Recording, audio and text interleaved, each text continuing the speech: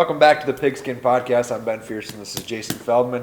Feldy, Vikes are on bye this week, so we won't talk about them too much. And, man, I'd love to not talk about the Gophers and their effort at Northwestern last weekend, but we'll do it real quick. Let's talk about the Vikings. They lose. They couldn't drive the field at the end of the game there. Teddy with a turnover. To me, it wasn't a horrible performance. I don't feel worse about the team for going out there and losing a one-possession game. To me, they showed me what I needed to see, so I'm not too upset with that setback. And I can't imagine, looking at their schedule, that they're going to see a much better defense than they saw on Sunday. I mean, at least in terms of pressure, when you've got DeMarcus Ware coming from one side, you've got Von Miller coming from the other side, and they're bringing safeties and linebackers and guys from all over the place. The Vikings offensive linemen, you could see their heads pretty much spinning out there. I was waiting for the helmets to start turning around in circles, but well, I don't. That is one thing that bothered me. They didn't do a good job of just getting rid of that edge rush, because that's all it was. It was straight around the outside every and it time. would help if the MVP running back could pick up a blitz. No, that doesn't happen. We know pointed that out all year, that he just, as far as pass blocking, he's not. But not really, the guy. though, I mean, to go on the road to twice get down by 10 points in the game against that defense and be able to come back and have a chance to either tie the score or win it at the end. You know, the thing I like coming out of the locker room after that game is there was a lot of talk about we don't like moral victories, and it starts with the head coach. And in the past, there probably would have been a lot of talk of, we came in and played well against a good team and gave ourselves a chance. It doesn't seem like they're satisfied with just having a chance to win the game, and that's good. Teddy was probably as inaccurate as we've seen him since the 49ers game at times. Looked great at times, but when he was pressured on Sunday, he struggled a little bit. He did. The feet were moving off a lot. He hasn't had that kind of pressure all season, really. And even the 49ers game, he wasn't rushed. Even late last year, he didn't have to face that much. I did see on ESPN today that the 49ers are being ranked as the worst team in football right now. That's not surprising. They do have a win. Who did they beat? I can't even remember. Right, it was the Vikings. But anyway, we won't Let's do that. move on. Yeah, it's bye week. We don't need to focus on them. And like I said, I really don't want to talk about this Gophers game, but I feel like we probably should. It was wholly forgettable. It was, and honestly, Mitch Leidner came out of that game, and I'm starting to get sick of Coach Kill's approach to how he addresses this situation. If you want to deny the obvious, what everyone else can see is happening with Mitch Leidner, okay. Well, we've talked about it off camera. You just look at some of the things that Jerry Kill is saying right now. He can't believe half of what's coming out of his mouth, right? I mean, and from that standpoint, too. I get backing up the kid. I get it. I mean, you want to a point, but at some point you have to say, that's it. We can't if you're going to pull the red shirt off of a kid who you expect to be your future quarterback for 3 years to come, 4 years to come, you don't do it just for a couple plays a week. No. And if you do, then you're not using your star recruit quarterback very wisely. Well, my thing this week, last week it was a disaster. I mean, it was pathetic. That's a team that, if they play that game even remotely well, I think they win that football game. I don't think Northwestern is that good. I don't care what Sid says, that Northwestern has like the best defense in the history of football. I don't buy that at all, but that's a game that to me I said it last week on their show, to me that's a crossroads game that they needed to win. Now all of a sudden, we can't count on any more wins. They should win this week at Purdue, but I have no idea. And you know what? With a defense that's as banged up as the Gophers was last week, you can't have an offense that goes 3 and out so much. Well, they were facing a banged-up defense too. Northwestern was missing 2 key players in their defensive backfield, so it was ugly. Now, Demray Croft comes in and doesn't look great either. I mean, that's an impossible situation to put him in. That's a tough situation Here's to throw my a young issue. kid into. Let's say Croft does play this week out at Purdue, which my guess is that this is probably the easiest game they have on the rest of the schedule. Right. Now, if he comes in and looks great, does Kill even want that? I mean, does he want us to be questioning him? Whether if that kid comes in and dominates, I don't know that he wants that to happen. Judging by the way he's reacted to some tough questions over the past few weeks, maybe he doesn't want that. But we would like to think that he's smart enough to do what's best for the team. And if the kid comes in and plays well, it's college football. It's big time, Division I, Power 5 conference college football. You have to put the guy in there that's going to give you the best chance to win. And right now, we can't hang everything on Mitch Leidner because the offense in general has kind of been a disaster. But he's a big part of it. That's where it starts with that team. And you can't get a running game going when you have a quarterback playing like that. Well, it's an accuracy issue, and that's where I don't doubt that Mitch can make most of the throws that he needs to make, but accuracy-wise, he's not where he needs to be, and he's pressing. And it's very clear he's not hitting guys that he hit last year even. Yeah. You know, they're doing all these little short passes to try and get him going, and to me, that's what if they do play Croft this week and he's their quarterback moving forward, open the playbook. I don't care if he's a freshman. Let's see if he can do it. And dinking and dunking and not opening up a playbook is not going to help that kid figure out how to do this. He needs to throw that long boy so he can feel it. And quite honestly, if they lose this game this week, you can't completely write the season off, but you might as well, looking at the schedule that they have after this I week. think you absolutely can write the season off if they lose this week.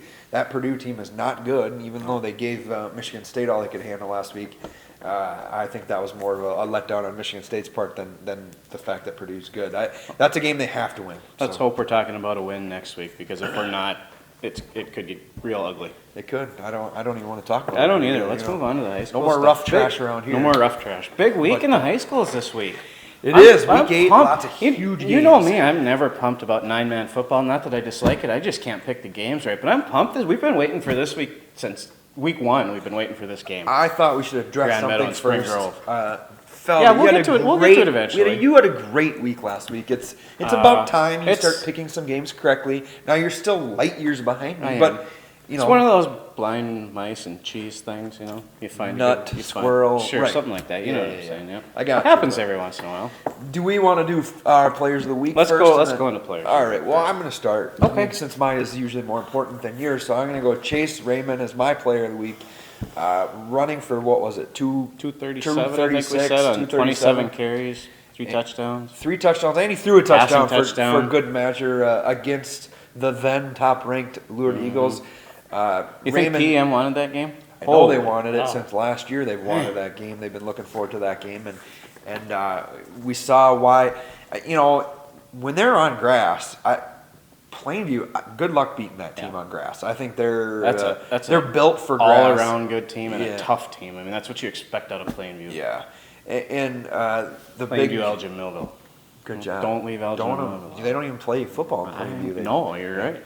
But the bad thing for Lourdes in that game is they lose Kyle Borgeson for the season, and that is crushing blow for that team. Hurts. Best lineman on that team, emotional leader, captain, a senior, one true football, like a kid that can go on and play college football. It stings to lose him. First and foremost, it stinks for him. Yeah, you hate to see, especially a kid in a senior season. Yeah, good kid. So it's going to be a lot for them to overcome losing him. Like I said, a two-way starter, a kid that never leaves the field and is the anchor of both of their lines. So tough for them, but congrats to Plainview on that win. I know that's a huge win, and you talk about getting some momentum going to the playoffs. All of a sudden, Plainview is a dangerous team. I'm not going to say that Plainview can't win that section. Yeah, I think we'll talk about the section seedings in a little bit, but they might actually, depending on what happens this week, they could be as high as a 2 seed, I think. Correct. That's correct. I mean, if Lourdes should happen to lose to Stewartville this week and Plainview wins, then to me, if those two teams finish with the same record and Lourdes beat Plainview and Plainview is seated below them because of the stupid QRF, then we'll talk about that. We're done. I'm done with the QRF because head-to-head is it. That's it. I'm sorry. We run into a couple of What's those the point of scenarios playing the games if head-to-head can't determine when two teams have the same record? Completely agree. Ridiculous. If Plainview doesn't get that 2 seed over Lourdes, and I'm saying that as the guy who covers Lourdes. Yeah.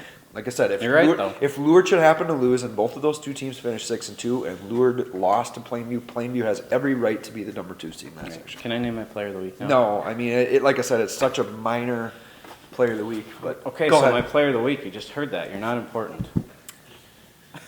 I'm trying to imply you're not important. Oh, okay. Yeah. Speaking of Lourdes, we're going to go down to the place where their opponent this week plays. Okay. Not very far down as well. No, not very far away. Stewartville. we haven't talked about the Tigers a whole lot this year, but they can play a little We mention them every week that we could have like 3 of their players as player of the week. Yeah, but they're so good that I think we've rarely picked one of their games this season just because. Well, look at the score. Right. Doing they're not just winning; they're winning by. Doing the preview, they've margins. only given up the most points they've given up in a game this year is 13 points, and every other game they've given up 7 or fewer. Which is crazy because you look, when you think about them, you look at their offense and the points they put up every week, and sometimes that gets lost. But I went with an offensive player, their quarterback, Andrew Quant. He basically did this in a half of work against Lake City last week. 8 of 10, 173 yards and 3 touchdowns. And this is more of a, it was a good game, a good performance, but it's almost, as much of recognizing Stewartville and Andrew for having a good season so far. And they're going to face another tough test on Friday against Lourdes. We'll get to that in a little bit. But Andrew Quant's my player of the week. He's got Tom Brady type numbers with I think his touchdown to interception ratio is like 20-3. It's insane. I should add him to my fantasy team. You should, or DFS for sure. There you go. Yes. For sure. But I think the bigger thing for me with the difference between this year's Stewartville team and some past teams is that defense. That defense is incredible. They've given up 38 total points all year. Lourdes gave that up each of the last 2 weeks. That's just so you win a lot of football games doing that. Yeah. Well, if you don't score, it's tough to win. But all right. Well, so you want to do the picks, or you want to talk about seedings first? Let's go into our picks, and then we can go off on our annual QRF rant after that. Okay. So you had a great week. You went 6-1. I was 4-3. So you made something. Still 2 games back of you. 2 or 3, I thought. 2. I was 4. Four going into last week, and I gained 2 games on you. You got my. Or you got your wins off. Yeah, so yeah, gotcha. So you're two games back. Yeah. It's a great rally for you. It was. I'd like to let you, because I don't want you quitting. If I'd gone perfect again last week, I probably would have shut it down at that point. Right, exactly. So you're back in it here. We got an incredible slate for this week. Rivalry week for sure in high school football this week. Well, we've been talking about, like I said, this week since week 1 and all the games that we could see coming from the start of the season. So I picked a slate of games this week, so why don't you go ahead and pick the first one? All right, West at Winona, 2 7-0 teams. Not a lot of times we get to say in week 8 that Winona is undefeated. Who would have guessed that at the start of the year, that we would get all the way through the regular season and see them as an undefeated team? But that's great for Winona. Good for them. I hope it's sparking a lot of interest in football in the community over there, and I hope a lot of young kids are getting involved and want to play. It's awesome. Also, currently, Winona is ahead of Stewartville in the QRF. They are. If you want to make all the comments you want about that. But I can't pick Winona. Even though it's at home, it's at their turf, I can't take them beating West. I got to go West 35, Winona 21. Yeah, I agree with you. Winona's a great story, and I think they could make some noise in their section playoffs, but you just can't pick against West and what they do on both sides of the ball, too. So I'm going to take West 42-21. You want the dangerous team in that second. We'll get to that later. Yeah, I'll say that later. We'll talk about that later on. All right, so we're both on West. We're both on West. The big undefeated showdown. Next one we got is Crescent at Cannon Falls. Feldy, you're up first. Yeah, they're both 3-4. This is tough because I like the way Crescent's offense is playing, but I've kind of been on the Bombers a little bit this year, too. So I don't know. I went back and forth on this one 3 or 4 times, and I think late in the year I'm going to go with the offense that I think is playing well. I'm going to take the Lancers for maybe, what do you call that, an upset on the road? I don't know. Maybe. I think it's a pick. I just checked in Vegas. I think it's a pick 'em. Yeah, it's on the road, so I'm going to take Crescent. I think it's going to be close. But I think both teams are going to score some points, so I'll take Crescent 35-32. Speaking of playoffs, did you notice I'm growing my playoff beard? I see that. You've been growing your playoff beard for about a year and a half now. No, I haven't shaved it in a while, though. That's what I mean. It's nice. But, man, that is a brutal game. That might be the toughest game for me to pick when I look at the slate. I wish I could be in about 8 different spots this week on Friday night. I'm going to protect my 2-game lead, and I'm going to go with the Lancers as well. Oh, man. I'm going to go with the Lancers in a high-scoring. I don't think it's going to be that high-scoring. Cannon Falls is pretty good defensively and big, strong team that hits you in the mouth. I'll go. I'm going identical score to the last game, 35-21. That's a lot of points in that game. That is probably a lot of points in that game. Yeah. But now the big one. We got Stewartville at Lourdes out at RCTC on the turf. I'm aware who you all expect me to select in this game. Seabuck, coming for you. If you want to find me at the game, you know where I'll be. But I am going to pick I'm going to get booted off this sideline, but I'm going to pick Stewartville. I really, truly believe that that losing Borgeson is the big thing. Is Lourdes capable of winning that football game? Of course they're capable of winning that football game. They're a very well-coached team. I just think that Stewartville defense, you're going to find a team that I think someone who can truly bottle up Mason Carstens. If Noah Hillman is the guy that can win that game for them. To me, if he has a good game and passes the football well, that's big. But like I said, losing Borgeson to me pushes me to the other side of the spectrum. But I'm going to go with Stewart. I'm going to try to go with 35 in all my games. 35-26. You know, we talked last week about PEM being jacked up to face Lourdes. Do you think the Stewartville boys are a little excited to face them this week too? Well, the other reason is like, how can I take, in good conscience, how can I take Lourdes win? Look what Stewartville did to Plainview, right, and then look what Plainview did to Lourdes. You know, like I said, I'd love to take the Eagles. I might come out and watch the first half just to see Mike Kessler tackle you. Yeah, I know. It might be early. You might be too late. I'll probably be, laid up with a trainer by then. I'll probably stay here so he doesn't tackle me too. I agree with most of what you said there. I mean, it's so hard to pick against Stewartville right now, the way they're playing, especially on the defensive side of the ball. I'm going to go with the Tigers 28-15. As good as Stewartville is, boy, that Marshall team in 4A is awfully good. I think that wouldn't mind running into them in the prep bowl, watching that matchup. I could go for seeing That's that some good game. viewing. Yeah, definitely. So now we got a couple of Thursday games coming up here. Blooming Prairie at Kenyon-Wanamingo. Feldy. We've gotten all the games the same so far, don't we? We do. You're up here first, and I'll probably take whoever you don't take in this one, I would say. Yeah, I just there's something about Kenyon-Wanamingo teams this year. They seem to be good in every sport. Wrestling is going to be the state champion. Write that down. Class A state champs. Always good in wrestling. Bunch of tough guys over there. Yep. Tough farm kids. They're at home. I like the way they're playing. I think they can make some noise in that section. They play in Section 2 AA over there. I'm going to take Kenyon, I think, at home, and I think it'll be a close game because Blooming seems to be able to hang with everybody. Hoping you were going the other way on that one. What did you say for a score stick on with that? the Knights, and like I said, I think it'll be low scoring. I think they score late and win 20-18. I think that's way too many points in that game. You think so? so? I think it's going to be like an 8-6 game. I think it's going to be 12-6. Kenyon-Wanamingo. I'll go with the Knights. Let the football. You're really trying. Let the football players take over. You're really trying to protect your lead. I am. Well, why wouldn't I?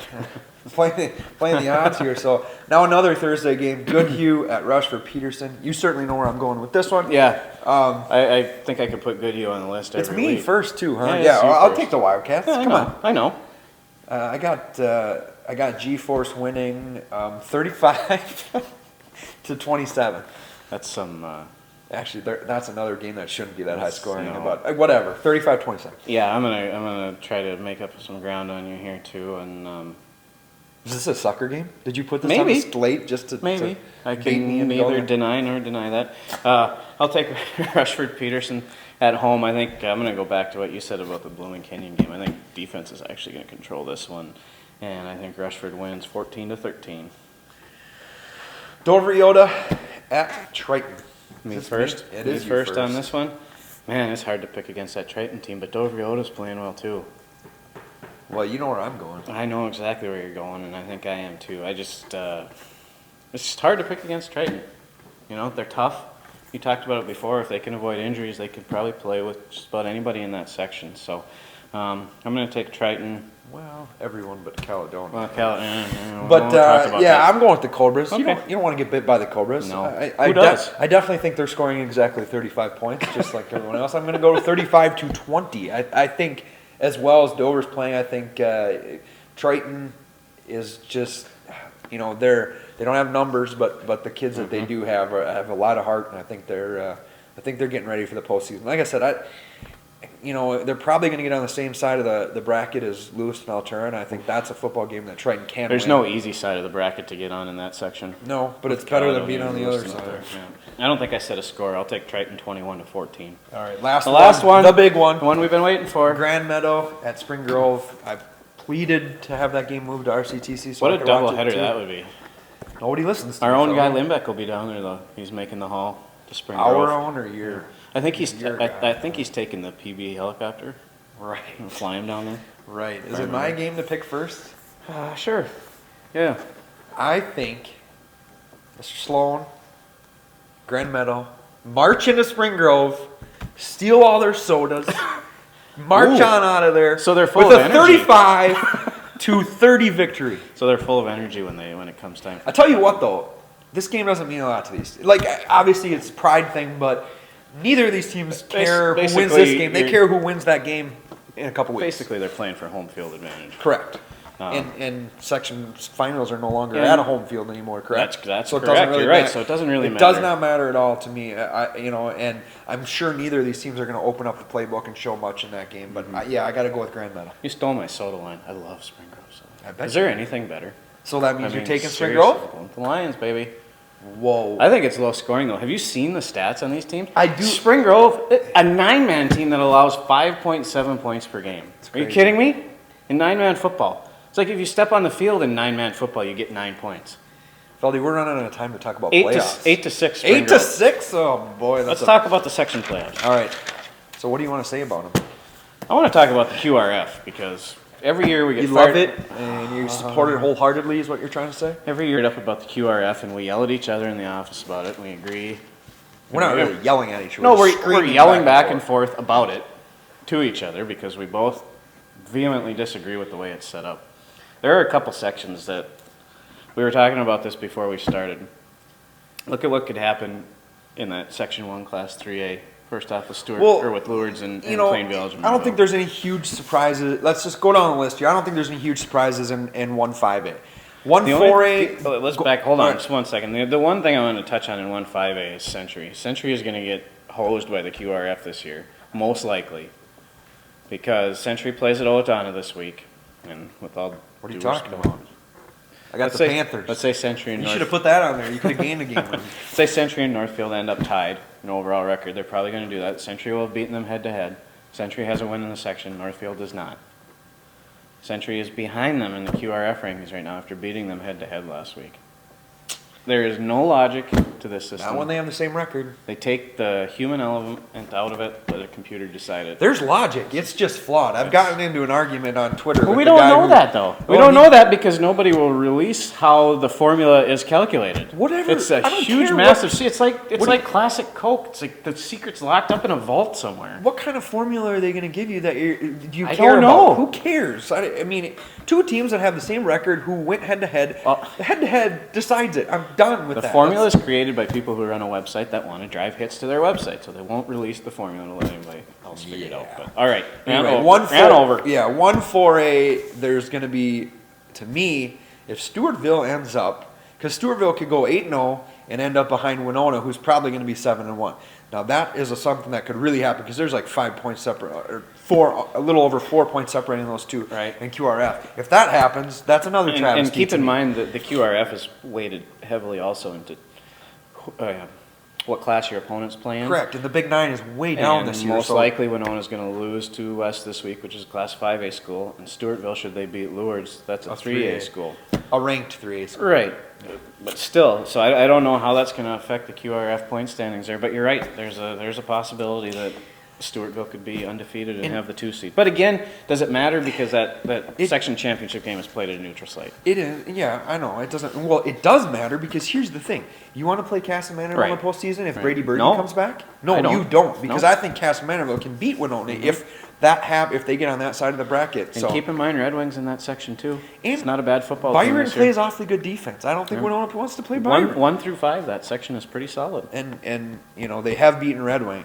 Yeah, it's a goofy thing. All right, I don't know where we're at for time, but 1-3A.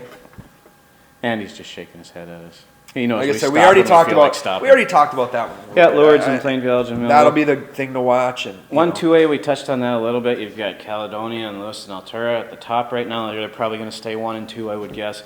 Chatfield's in there at 3. Maybe there could be some movement there with Triton and Chatfield this week because Chatfield plays Caledonia. So it's possible we could see Triton leapfrog them for the 3 seed. 1A, Fillmore Central right now, the number 1, Goodhue. Big game for Goodhue seeding-wise. If they can beat Rushford-Peterson, that could make it interesting for the season. That could be a really fun section to watch, especially with those top 3 teams they're talking about. Fillmore Central, Goodhue, and Rushford-Peterson. They can beat up on each other in the section playoffs, as they usually do. And then the 9-man. And then the 9-man, which we touched on, Spring Grove and Grand Meadow, are obviously...